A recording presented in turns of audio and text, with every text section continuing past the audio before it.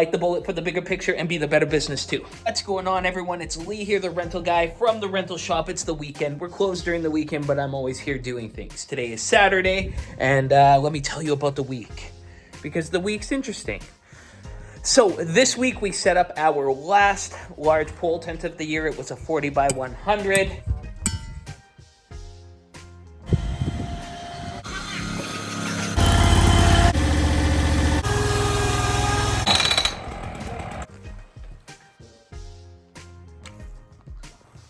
And since we're down to only myself and two other laborers, there's still the girls that work in the front here, so my wife and my daughter, but two laborers and myself, I needed to hire labor ready to get the job done, because a 40 by 100 with all the fixing takes up a lot of people. So I got a whole crew of labor ready people, and we packed up the truck here and we got ready to go. Long day, and I crashed the truck. Yeah, you know, it didn't hit bad. Right there, just a little bit. Gonna get that fixed. Thankfully, it's a new vehicle. We can get it fixed quick, easy. Trailer, we'll see what happens with that. It's currently being assessed. Box truck is back in commission. Cost us about $6,000, but we got it. It's working well, and thankfully, because it's a great in-town thing. As you know, this season we've had some ups and downs. This van right here, the back of it, we had to get the differential rebuilt on it. We went out to go do an out-of-town gig once, and the alternator died. Anyways, I wasn't really going to talk about it, but then I thought, oh my gosh, it's important. So right when I got all that work done on this van, bam, the guys crashed it, and it's a write-off now. So the thing is with a vehicle like this, after all this work, it's sound. It's got under 200,000 kilometers in it. Everything has been well maintained inside it. It may not be the best looking thing, but to the insurance companies, it's just not worth that much. So when they give me my payout, I'm trying to fight for lots of money, but they're not going to give me very much, which is unfortunate, because then I'm going to be out of vehicle. So I've been thinking on my stance of vehicles. Of course, when you're starting out, you can only afford what you can afford, right? But then being cheap only gets you so far, right? Say if someone crashes the box truck, well, they're not going to give me what it's worth to me for this guy. I just put $6,000 into it, and they probably won't even give me $6,000 for it, and I've already invested $16,000 in it in a year. And if you think of that, if you've invested $16,000 into a vehicle like this in a year already, why not just lease something? It'll cost you the same amount. You'll have something brand new. If someone crashes it, you can get a replacement done very quickly, and then you won't be out and down. Because at this point, for me, I can't afford to lose any more vehicles, because we need our fleet. With me crashing this, I'm out a trailer for the rest of the season. The 6x12 is just too small for the work we need done, so I've been renting trailers to put on the back of here, which, you know, cost me pretty much $400 each time to rent a nice 20-foot long trailer. So where does this bring us to? Well, it brings us to why we have to charge high prices. We charge high prices because it costs a lot to get these things done. When we crash vehicles and we're out, well, how are we going to pay for it if we're just breaking by on gigs? I like to think of it this way. I encourage a lot of people to come pick up from us. So we have things, core items, competitively priced. Tents, tables, chairs, all competitively priced. Delivery, anything that's service-based, we blast that price up, because it's a liability having a driver. We have to have someone who's trained to drive, because if I don't have any drivers, which I don't have any good ones right now, guess what?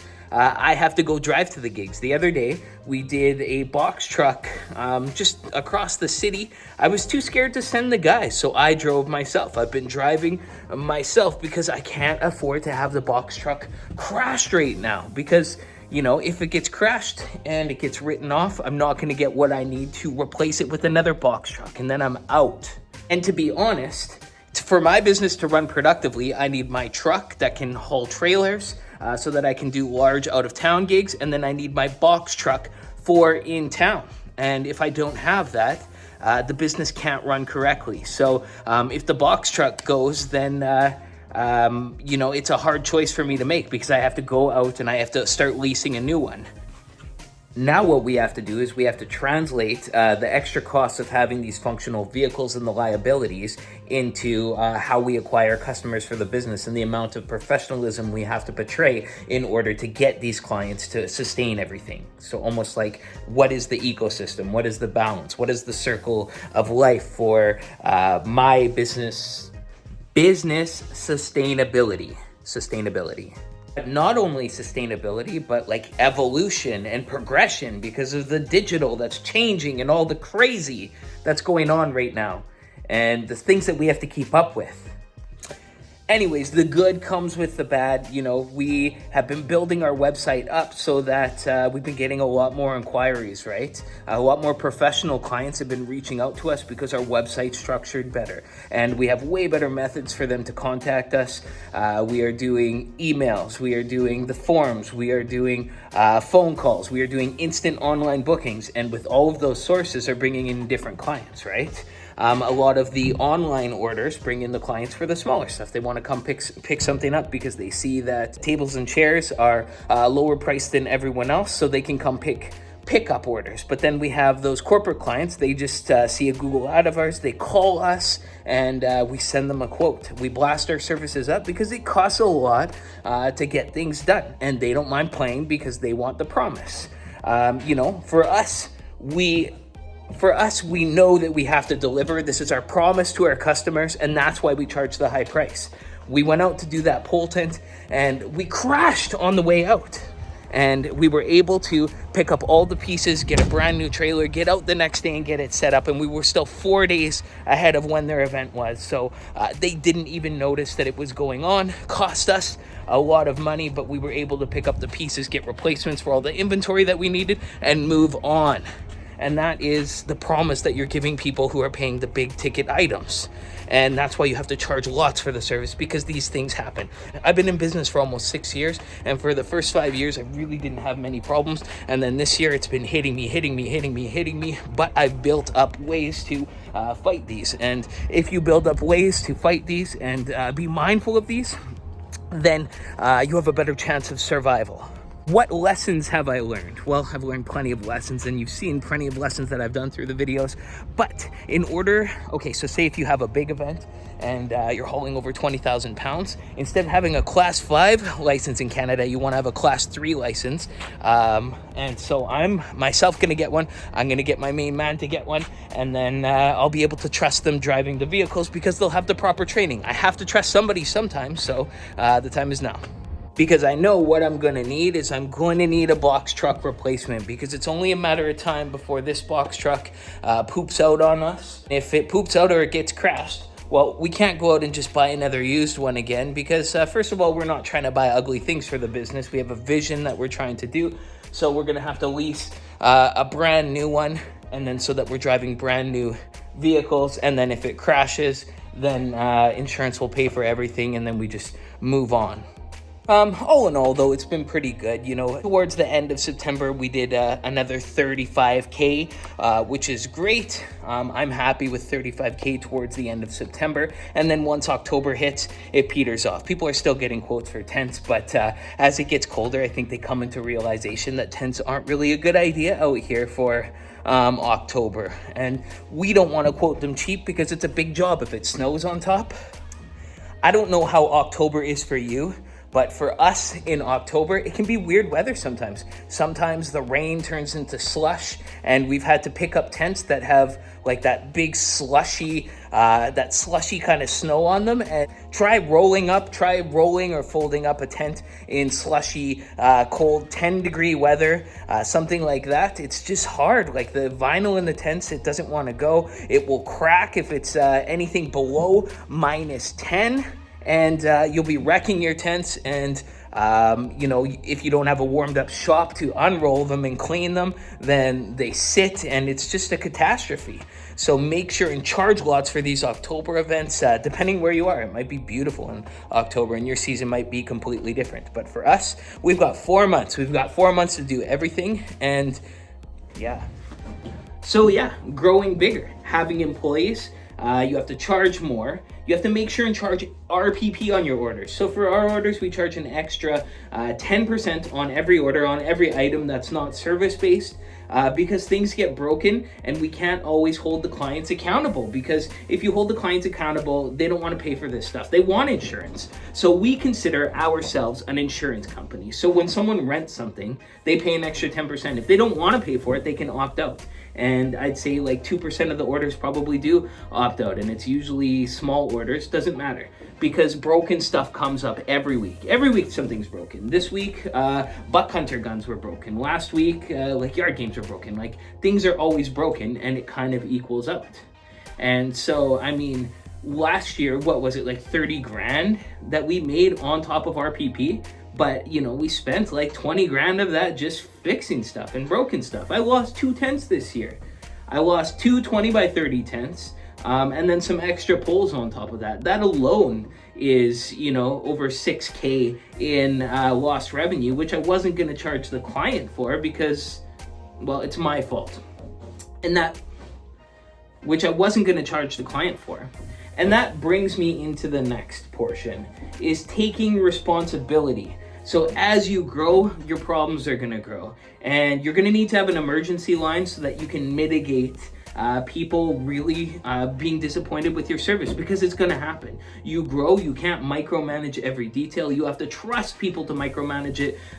You know, my manager is, my team leader gets things ready, and I come down there and I'm like, no, this has to be better. You know, something's not going out in its tip-top shape. Well, I can't always catch that. And, you know, I can't always be yelling at them, and they're trying, but the important part is to have clear expectations to your customers as you grow, and then also be empathetic. So if you don't know what empathy is basically, say the customer has a problem, you feel their problem, you try to jump in their shoes and be like, hey, you know, like, let's just say someone rented the buck hunter game this weekend. This is the one that broke, right? They called and they said, on our emergency line, they said, hey, the guns aren't working. They showed a picture of the frayed guns. And so immediately, you know, my mind goes, they broke the guns. It wasn't good. Then I was like, whoa, whoa, whoa, little angel and devil, all right? The angel's like, whoa, whoa, whoa. If you got these arcade games and the guns were broken, would you be mad?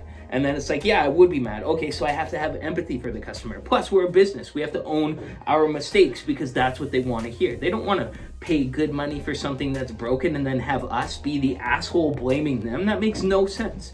So I take my response, I throw it into ChatGPT, and I ask them to throw a little bit of empathy yet sternness into it, and then I generate a reply so that it would be like, oh, you know, and this is the reply that I got.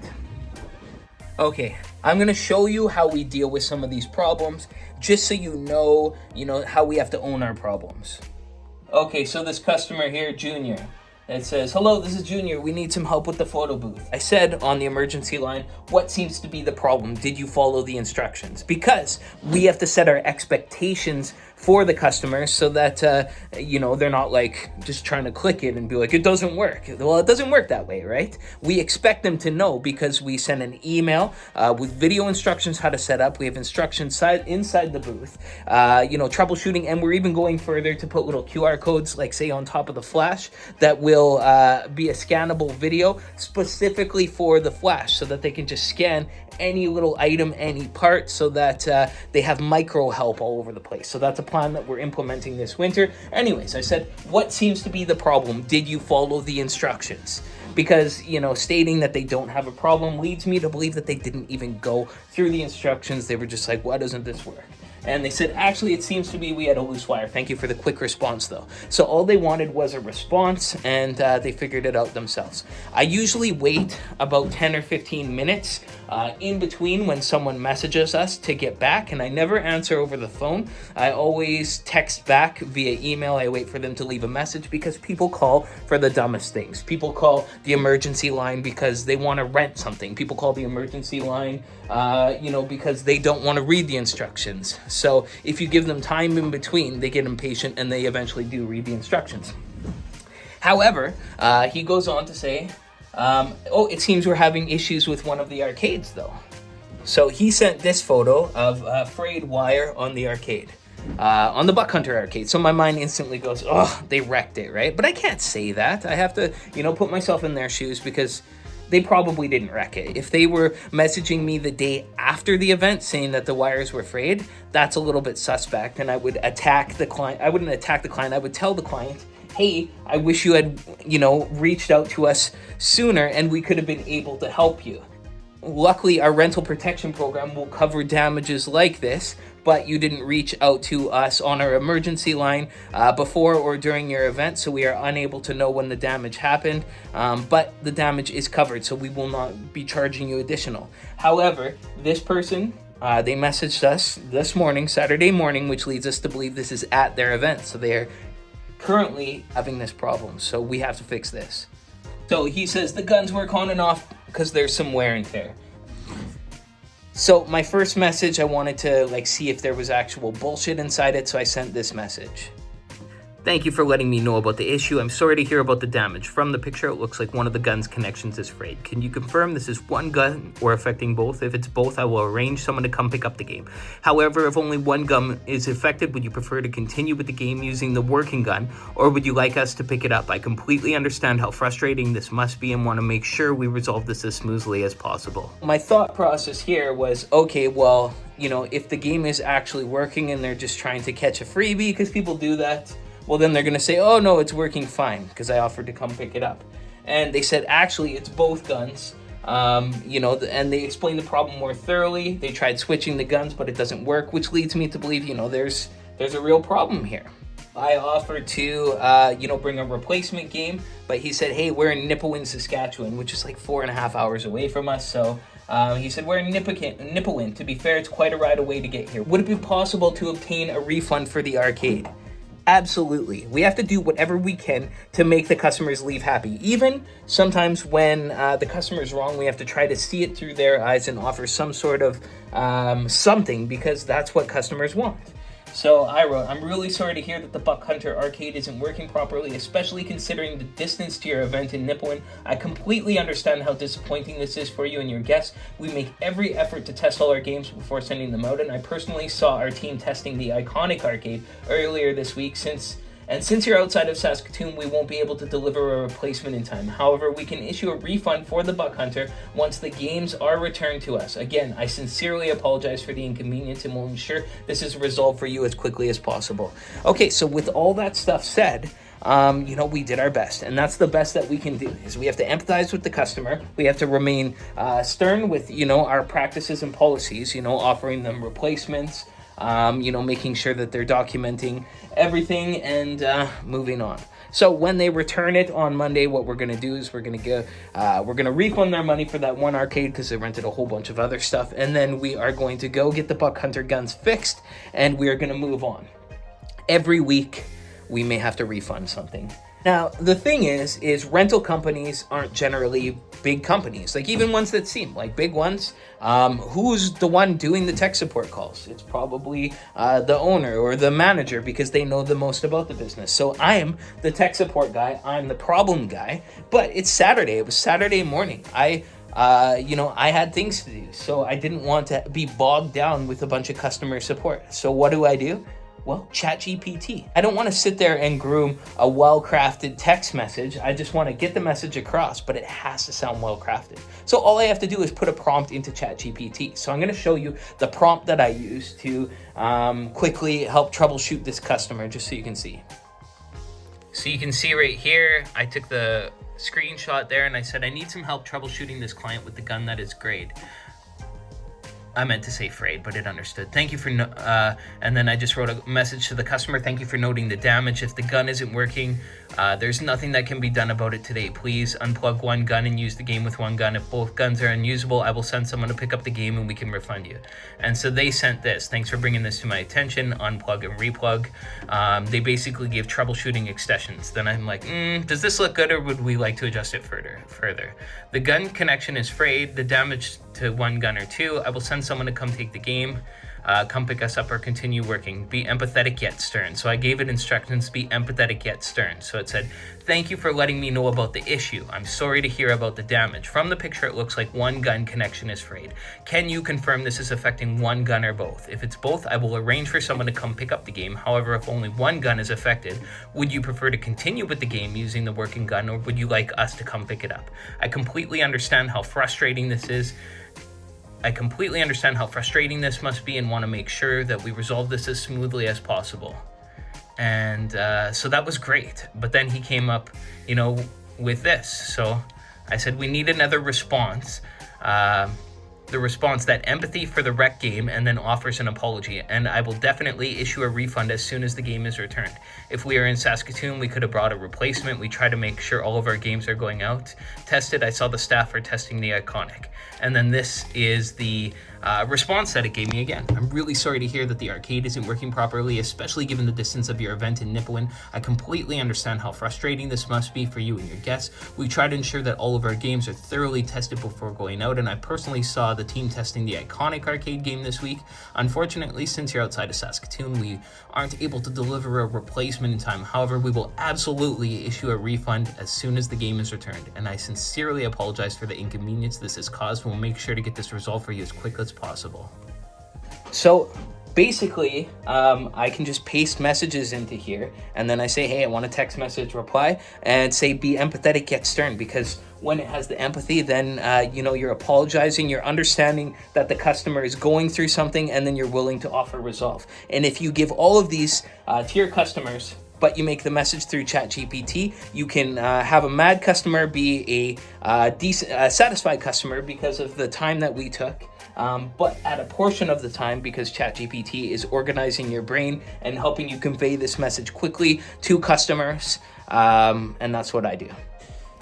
Seriously, everyone, though, if you're building a business, you have to own your mistakes, because everyone's going to make mistakes. And if you don't own them, it's going to come back to bite you. Trust me. What I'm talking about is mistakes can be made in many ways. A mistake can be the customer trying to rip you off and you handling it badly, you handling a review badly. There's lots of ways that mistakes can be made. But in order to scale and get past this, you have to have enough documentation with each one of your rentals so that your customer knows how to work it.